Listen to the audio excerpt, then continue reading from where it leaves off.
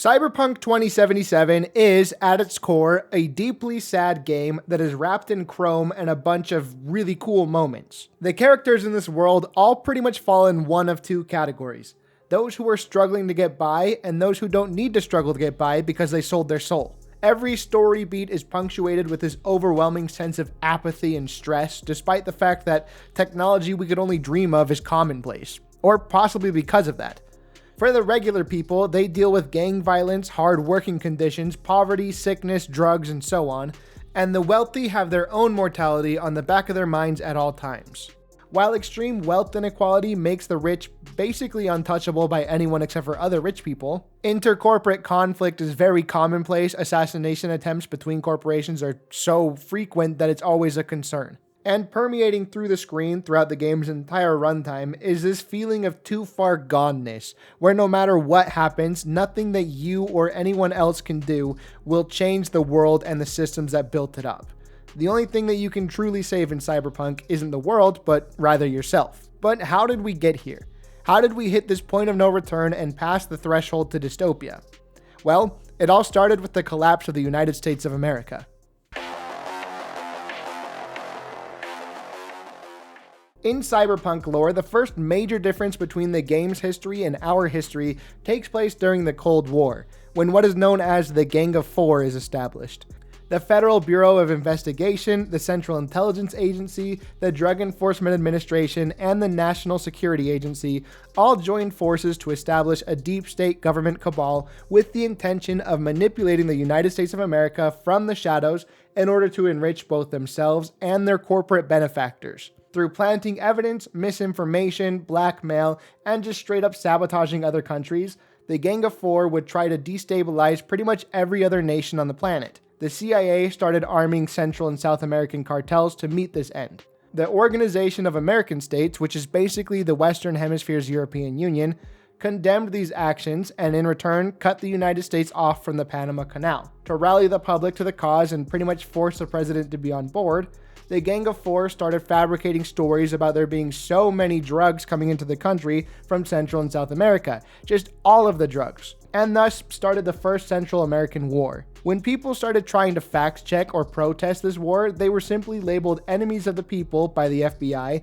and they were dealt with accordingly. The war itself proved to be a disaster, and it ended with New York City getting hit by a small nuke. This was widely compared to being a second Vietnam War, but it did show just how much of a stranglehold the Gang of Four already had on this nation early on. One of the themes that we'll see here is that the Gang of Four was a truly ambitious group, for better or for worse, which, spoiler alert, it's all for the worse. Because while they're dropping Nam 2, they figured they would try to simultaneously crash every economy on the globe except for America's. And, believe it or not, it came back and bit them. They did this by bypassing congressional oversight to set up what was essentially a sovereign wealth fund, in which they used tax dollars to invest large amounts of money in foreign stock markets. They would then engage in mass market manipulation to profit off of these foreign stocks and destabilize the foreign economies. At this point, the rest of the world was already getting a little sick and tired of the United States of America, and an organization known as the European Economic Community had emerged with their own currency known as the Eurodollar. Anybody who wanted to join the EEC was allowed to, except for the United States. This union was not only the main motivation for the Gang of Four's destabilization attempts against Europe. I said that really weird. I meant Europe. But it also is the only reason the Soviet Union did not completely collapse during this timeline. America tried to force other countries to choose between them and the Soviet Union, and the other countries didn't want to.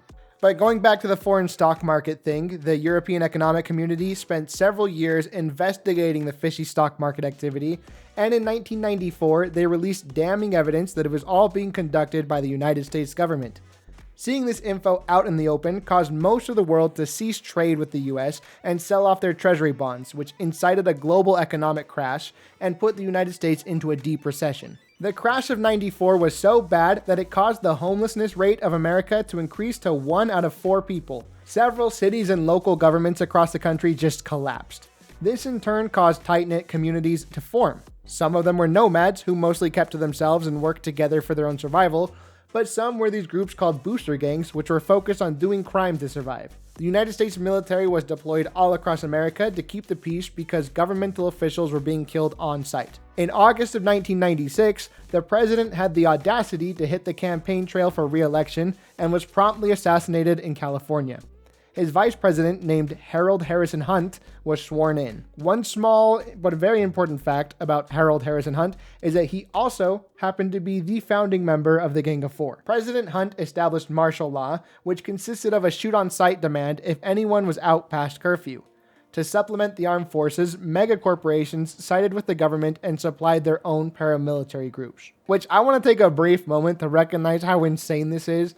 Imagine that you're desperately trying to get home before the state established curfew, while an Amazon or a Meta soldier is waiting for the clock to turn so they can open fire. I know Costco wouldn't do this. Those guys are still going to be providing cheap hot dogs for us when martial law breaks out. But yeah. Now we've reached the beginning of the end for the Gang of Four, but they're effectively setting the stage to make sure the country goes down with them. Local and state governments started to rebel against the federal government and the corporate armies, and they had a powerful ally at their side. Because after shooting a few too many civilians, the United States Armed Forces went, "Are we the baddies?" and they broke off from the country in support of the people. Several states stopped paying their taxes to the federal government and effectively seceded from the Union, and the military either defended them from the corporate armies or refused to attack them when the federal government demanded that they do so. Also, upon seceding, California split into two states, North California and South California. During this time, there were several natural disasters, pestilences, pandemics that the United States was simply not in a position to handle. Some, but not all of the states that seceded, found out the hard way that they kind of depended on federal aid to weather these types of storms, and so they were hit the hardest. Furthermore, there was a strict border policy in the United States and high tariffs that resulted in a shortage of food needed for a healthy diet. In this period, an estimated 100 million Americans died. After 7 years of martial law and civil war, the United States needed a win, so they started another war with Central America, and lost again, so basically Nam 3. But the Second Central American War is important because it was fought primarily by corporate armies, and to help out those who lost limbs, their corporations offered soldiers replacement chrome body parts, starting the popular body augmentation method known as cyberware or bioware. These early recipients of cyberware almost universally fell victim to a condition known as cyberpsychosis, where the brain doesn't respond properly to the cyberware and the recipient loses their mind. Johnny Silverhand is one example of one of these people that this happened to.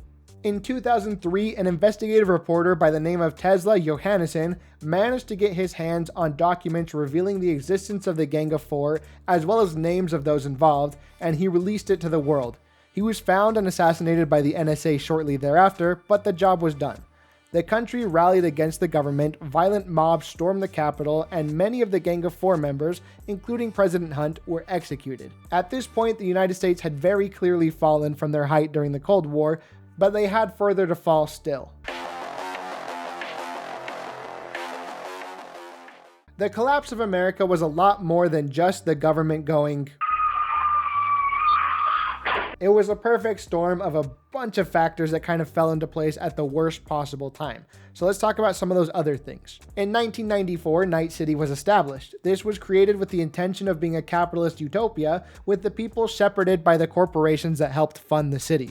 In the late 20th century, due in large part to the American-driven economic collapse, the Middle East broke out in nuclear war, which led to most of that area becoming a crater. Nuclear fallout affected those in the surrounding area, and half of the world's oil was vaporized, which caused prices to skyrocket.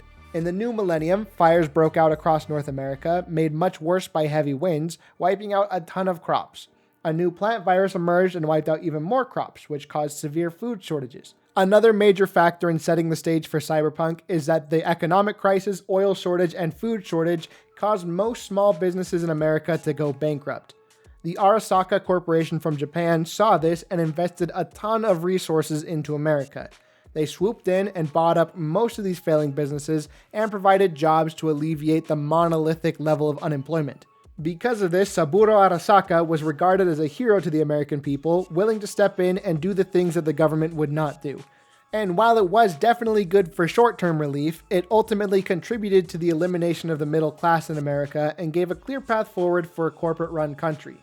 In addition to getting in the people's good graces, corporations figured out a new way that they could go about business: by going to war with one another. Around this time period, two corporations got into a dispute over who was going to acquire a third corporation, and they went to war over it. It turns out it was an equitable business strategy because it gets repeated often in Cyberpunk's lore. But now, just like your uncle at Thanksgiving dinner, I'm going to start talking about the government a little bit more. If you'll remember, about 2 minutes and 15 seconds ago, I said that President Hunt was executed by the American people. At this time, the vice president was ill and was therefore unable to take office as the next president. The next 2 or 3 people in the line of succession were each offered the presidency, but after seeing what happened to the last 2 presidents, they went, "No, God! No, God, please, no! No! No! No!" So then Henry Jacobi became president, and then he was promptly assassinated. Believe it or not, this was a hit that was organized by a corporation, and that corporation was wiped off the face of the planet by the military. After this, martial law ended and the rebuilding of America resumed. It became personal with me. In 2008, the Soviet Union accused the United States of engaging in biological warfare.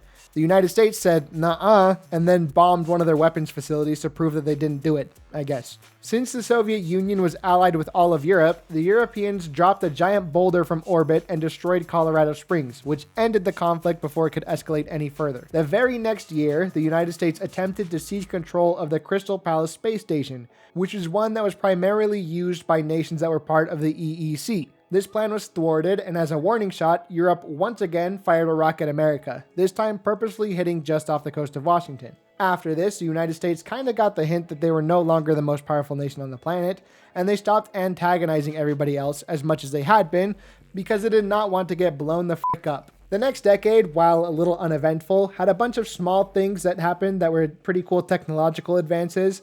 Nanobots were pioneered but then abandoned because of how dangerous that they proved to be. The first artificial intelligence was created, and the first successful human clone was done. The 2 most important things that happened in the 2010s were that cyberware became a commercially available commodity, and after the president fell ill and died, Elizabeth Kress, who was a former CEO of a military corporation called Militech, was sworn in as president of the United States. It seems pretty common in cyberpunk lore that people with corporate experience also are considered to have political experience. But hey, never mind the fact that she's the corpo. After years of male president after male president, maybe a female president is going to be the one that finally sets things straight for America. The 4th corporate war is what is widely considered as the final straw that broke the camel's back, and that camel was named America. 2 corporations were once again fighting over who gets to acquire a third company. After trying to hack each other and tank each other's stock prices, they got into a good old beat the shit out of each other kind of war. To try to beef up their numbers, one corporation went to Militech and paid for their services to fight on their side, and the other corporation went to Arasaka. The war ended in 2022 when several world governments essentially forced these 2 corporations to the negotiating table because they threatened to confiscate all of their assets if they did not. And I'd say ended with air quotes because Militech and Arasaka were basically like, "I didn't hear no bell," and kept fighting for an additional year and a half or so.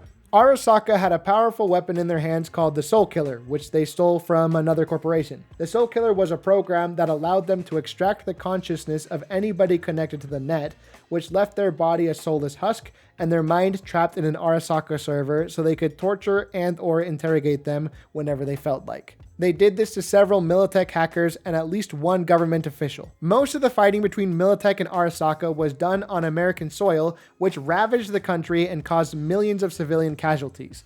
It also didn't help that both corporations basically used civilians as human shields. A huge turning point was when a Militech-led operation nuked an Arasaka building in Night City, which killed around 750,000 people in the initial blast and the resulting fallout. President Elizabeth Kress, despite knowing that it was done by Militech, blamed Arasaka for it. Arasaka was forced to cease all international operations for several years. While they rebuilt their reputation in Japan, Militech was nationalized by the United States government, and Elizabeth Kress put the country under martial law and effectively became dictator until the mid-2050s. The United States had fallen from the most powerful country in the world to a war-torn dictatorship in the span of 3 decades. Several things happened between 2023, when the Fourth Corporate War ended, and 2077, when we get placed into V's shoes. The United States unofficially rebranded as the new United States and only really governed over the territories that were east of the Mississippi. The West became a bit of an ungovernable area with loose relationships between cities and states that tried to rebuild after a massive war with the help of some corporations. In 2053, the new United States adopted a new constitution and the rebrand became official. Elizabeth Kress stepped down from her role as leader, despite only being 75 years old, so younger than the last two people we elected, and elections resumed again. In 2069, President Rosalind Myers waged war on what were known as the Free States, those who had seceded. The intention was to conquer them and bring them back into the ranks of the new United States of America. Mayor Lucius Ryan of Night City enjoyed the city's sovereignty and independence from America and decided that they would be better off with the devil that they knew rather than the one that they didn't. So, Night City called up a fellow NUSA hater, and after nearly 50 years, the Arasaka Corporation returned to the American continent once again with an army big enough to send the NUSA forces back home to Washington. After this, the Free States signed a treaty with the NUSA where they were allowed to participate in federal elections, but were still considered their own sovereign states. Both sides called this a win, with Rosalind Myers deciding that the war to bring them into the fold could resume at a later date. And that's the world that everyone in Cyberpunk 2077 has to live in. So now let's talk about what it all means. The general outline for this dystopia was written by Mike Pondsmith in the 1980s for the Cyberpunk 2013 tabletop game, and then it was fine-tuned a couple of times with Cyberpunk 2020 and Cyberpunk RED. That is the basis of the lore for Cyberpunk 2077. And I think what comes to mind for me is the kind of timelessness of a lot of these issues.